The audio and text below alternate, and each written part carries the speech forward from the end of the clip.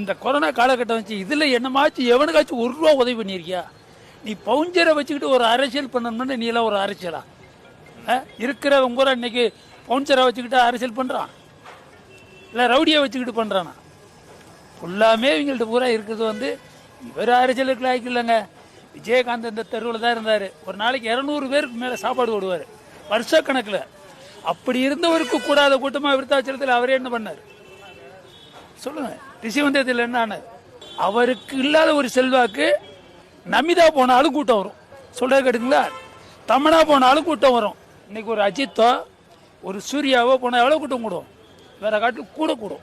நீ வச்சிருக்க காசை கொஞ்சம் கரைக்கிறதுக்கு சொல்ல தேஞ்சிவா. எல்லாரும் ஏறிக்கிட்டு போறவனே எவனை ஓன்னு தான் சொல்ல தேஞ்சிவான். ஆனால் பூத்தில் போய் ஓட்டு போட போகும்போது தான் அவன் என்ன பண்ணுவான்னு தெரியும். நீ எதுக்குடா வாரிச்சிருக்கு வர? இப்போ உன் பையனை எதுக்கடா சினிமா கூட்டியாரா?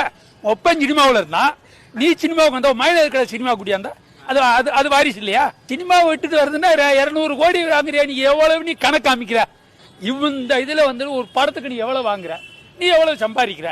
நீ கணக்கு எவ்வளவு காமிக்கிற? நாமையா தானே போட்டு வாங்குற. அப்புறம் எப்படி உனக்கு இவ்வளவு சொத்து வந்துச்சு? இவ்வளவு ஹோட்டல் அப்புறம் இது எல்லாம் எப்படி வருது? விஜய்க்கு ஏன் ஓட்டு போட வேண்டாம்னு சொல்றேன்? ஓட்டு அவர் என்ன செஞ்சிருக்காரு? அவர் வந்தானா செய்ய முடியும். வந்தாதான் வராதவனுக்கு அவனுடைய அடிப்படை அவன் தகுதியை காமிக்கட்டும். அதுக்கு பின்னாடி எப்படின்னு பார்க்கலாம். முதல்ல விஜய்க்கு என்ன தெரியுமா? ஏன்னா சினிமாவில் போட்டு 2 பிள்ளைய டான்ஸ் போட்டு கட்டி பிடிச்சி ஆடிட்டு அது மாற்றமா? அவர் மாற்றம்னு சொல்றது எப்படி? இந்த சட்டியோட வருதுங்க. இப்ப பாக்குறீங்களா? இப்ப ஃபாரின்ல இருந்து பூரா சட்டியோட வருதுங்க. அது மாதிரி மாற்றத்தை கொண்டாட போறாரா? அவருக்கு என்ன தெரியும் மாற்றம்?